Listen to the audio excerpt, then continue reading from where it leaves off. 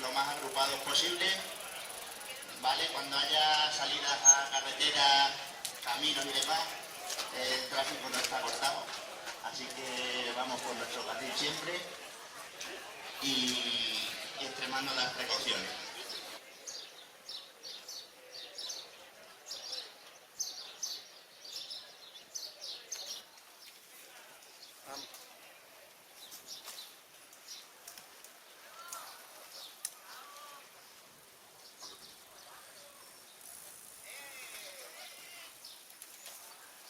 Voy detrás, de ti,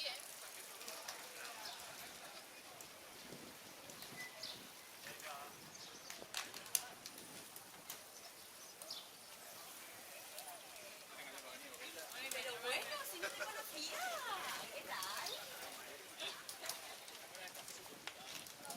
Bueno, ahora he emparejado que tengo de eso de 3 o 4 días que salió.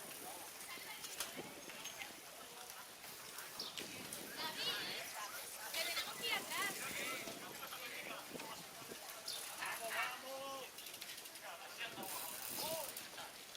Si es que después de un año se ha actualizado sin actualizaciones. Fíjate tú.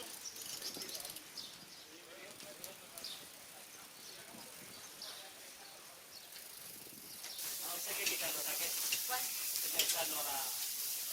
Pero tú avísanos que no salgamos de lado. Fíjate, este va a quedar.